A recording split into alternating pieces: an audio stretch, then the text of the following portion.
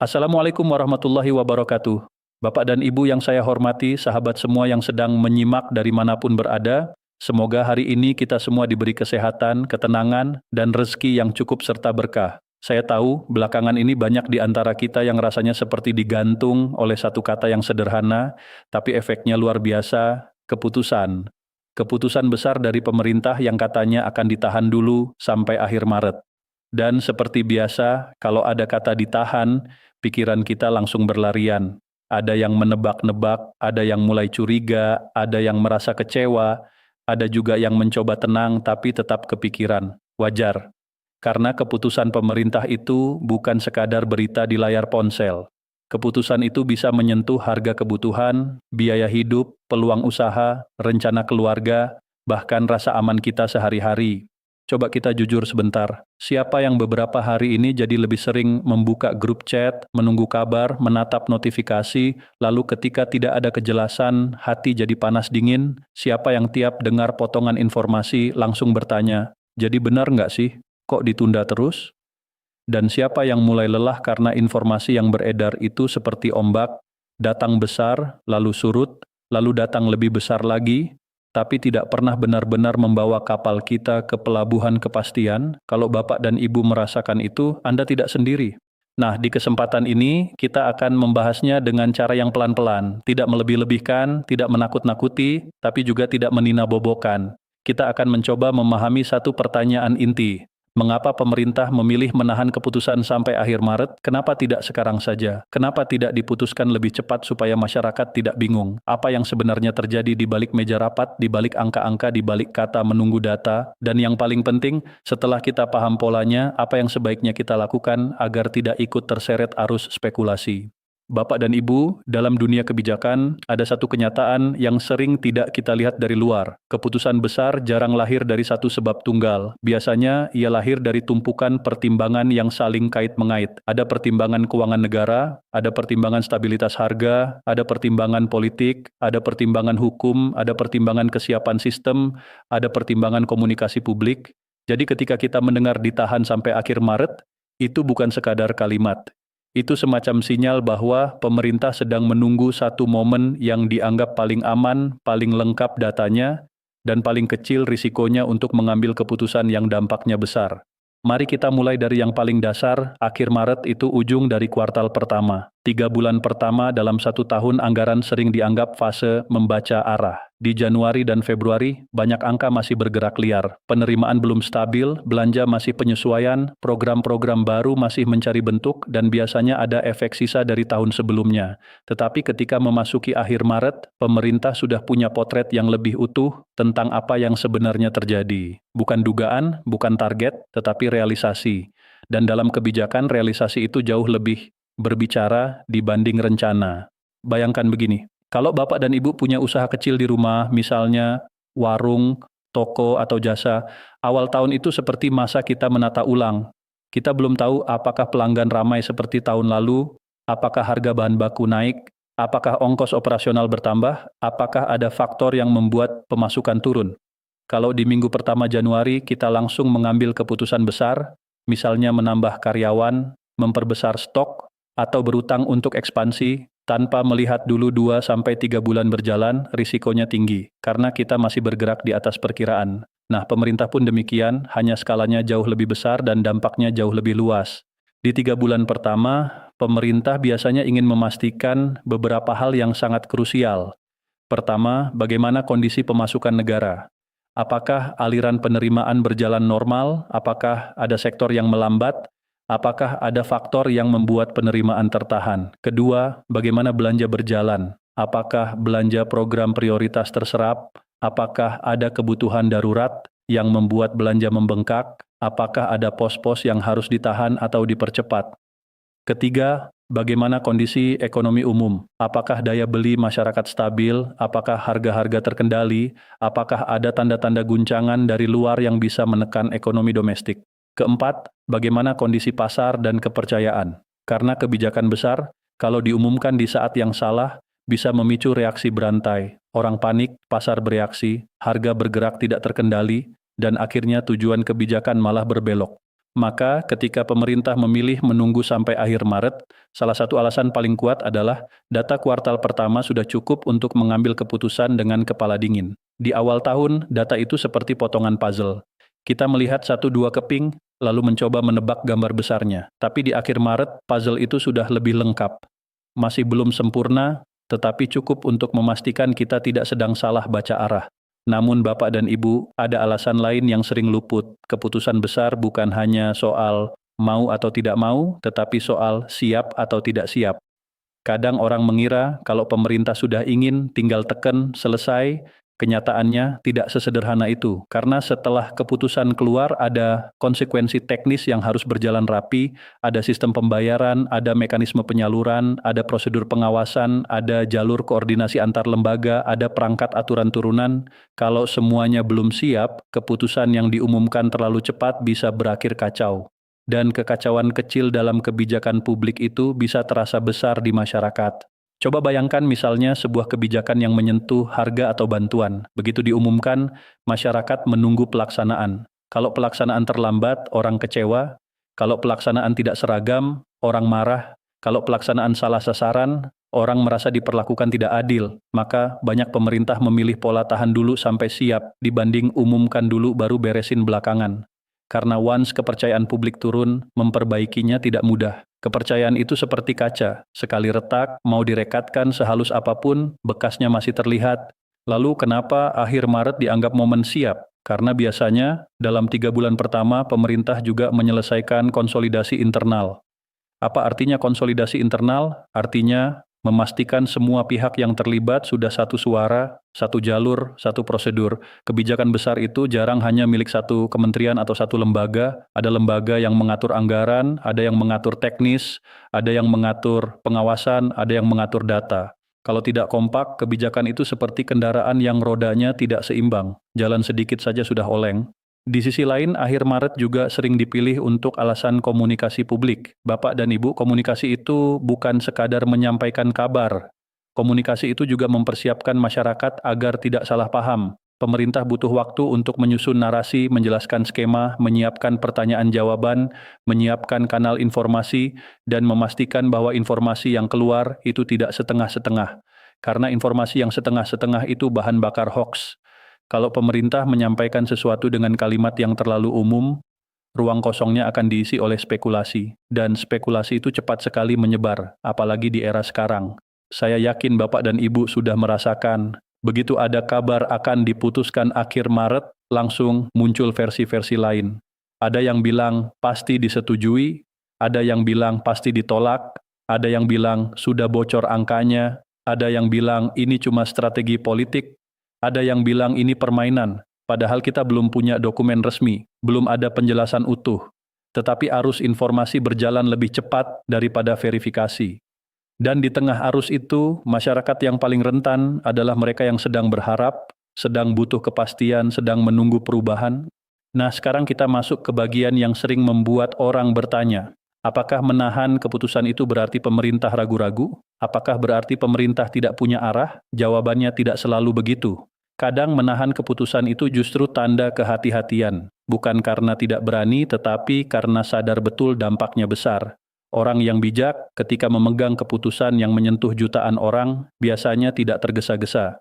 Tapi mari juga kita jujur, kehati-hatian bisa berubah menjadi masalah kalau terlalu lama. Karena menahan keputusan terlalu lama pun ada biayanya. Biaya sosial, masyarakat resah.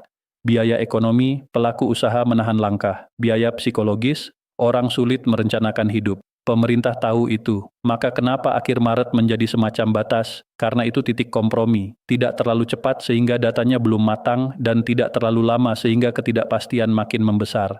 Sekarang pertanyaan berikutnya, apa yang biasanya dipantau pemerintah sampai akhir Maret? Kita tidak perlu menyebut kebijakan spesifik, kita bicara pola, biasanya ada beberapa indikator yang jadi fokus. Pertama, stabilitas harga kebutuhan pokok. Pemerintah tidak ingin keputusan besar memicu kenaikan harga yang tidak terkendali. Kedua, kondisi kas dan aliran belanja. Pemerintah harus memastikan ruang gerak fiskal aman. Ketiga, respons pasar dan dunia usaha.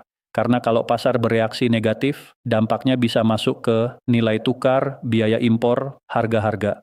Keempat, kesiapan administrasi dan sistem, data penerima, data program, skema penyaluran.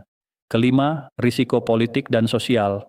Apakah keputusan ini akan menimbulkan gejolak? Apakah ada kelompok yang merasa dirugikan? Apakah ada potensi salah paham yang meledak di ruang publik? Bapak dan Ibu, saya ingin mengajak kita melihat ini seperti seorang dokter yang akan memberi obat. Dokter yang baik tidak langsung memberi obat keras tanpa memeriksa tekanan darah, suhu, riwayat penyakit, kondisi tubuh. Kalau salah obat, pasien bisa tambah parah. Pemerintah, dalam konteks kebijakan besar, sedang memeriksa negara.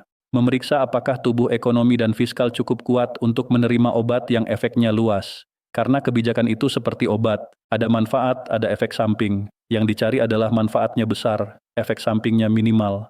Namun di tengah semua analisis itu, ada satu hal yang sering membuat masyarakat marah, karena masyarakat merasa keputusan ditahan tanpa penjelasan yang cukup. Dan saya paham, manusia itu tidak selalu butuh hasil cepat, tapi butuh kejelasan. Kalau pemerintah berkata, tunggu akhir Maret, masyarakat akan bertanya, kenapa? Apa yang ditunggu? Apa patokannya? Apa yang membuat akhir Maret berbeda dari sekarang? Kalau pertanyaan itu tidak dijawab, ruang spekulasi membesar. Dan spekulasi itu bisa lebih menyakitkan daripada kenyataan.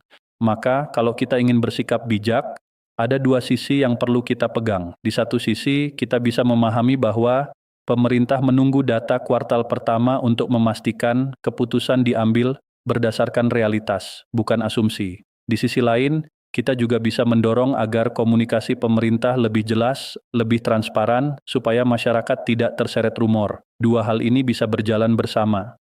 Memahami tidak berarti membenarkan semua. Mengkritik tidak berarti memusuhi. Kita bisa kritis sekaligus tenang. Sekarang Bapak dan Ibu, mari kita masuk ke bagian yang paling praktis. Apa yang sebaiknya kita lakukan selama masa menunggu akhir Maret ini?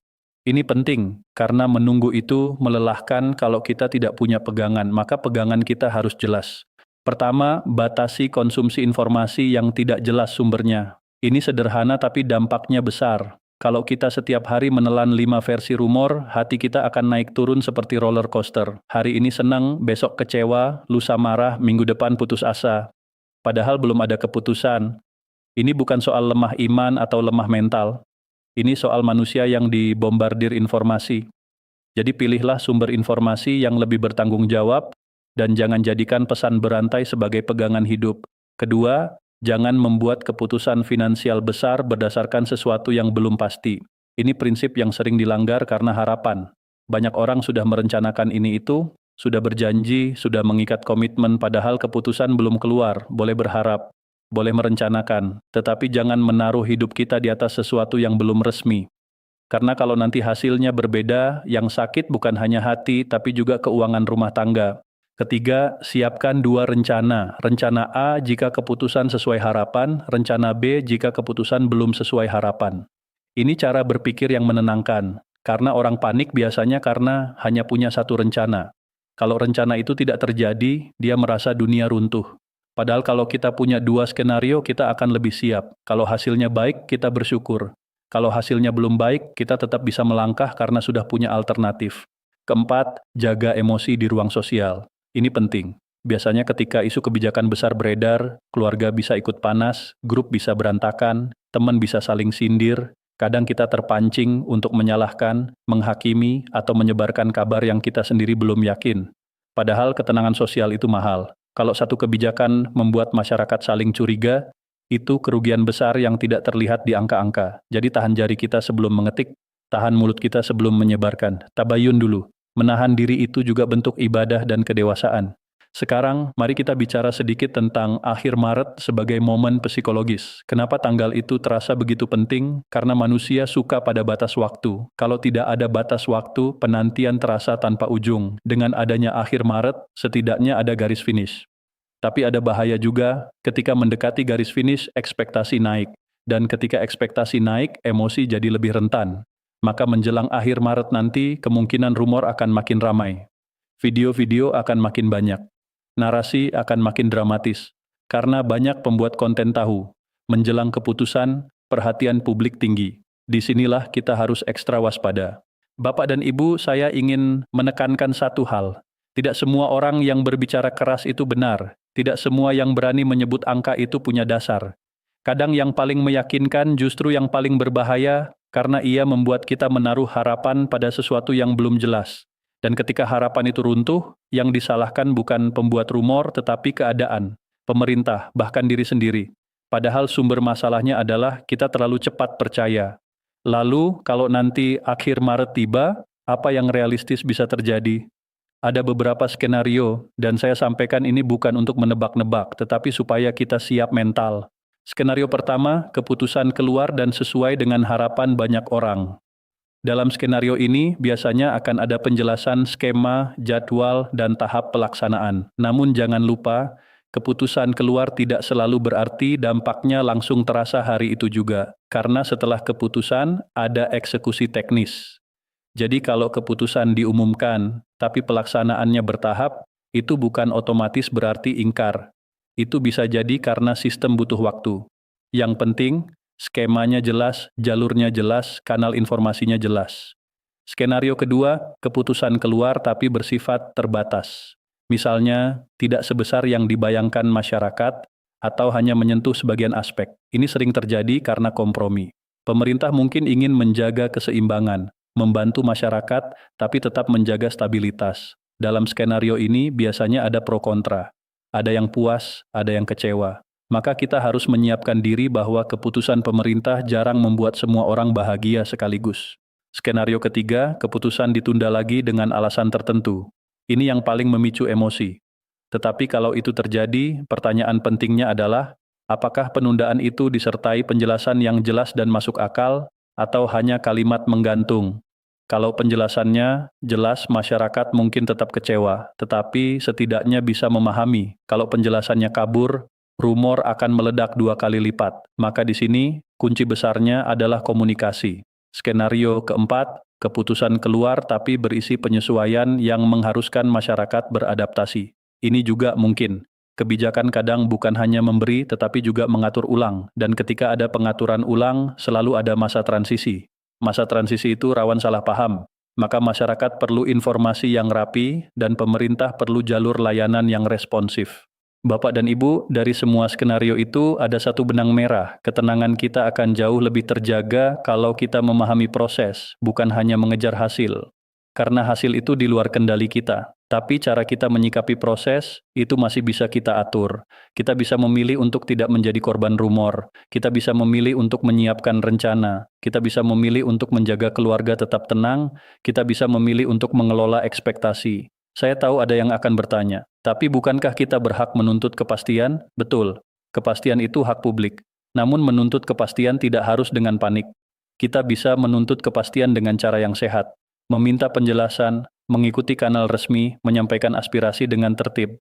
Panik hanya membuat kita lelah dan mudah dimanfaatkan oleh pihak yang mencari keuntungan dari kebingungan.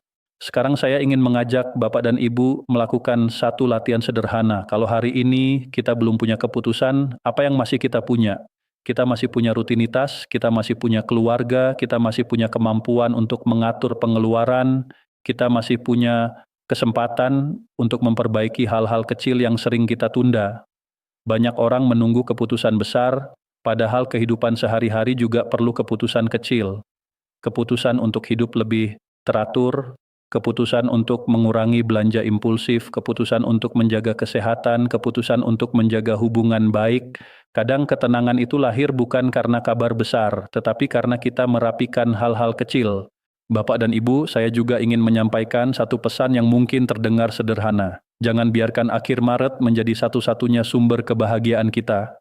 Karena kalau kita menggantungkan kebahagiaan pada satu keputusan yang belum pasti, kita sedang memberi kuasa kepada sesuatu di luar diri kita untuk mengatur emosi kita.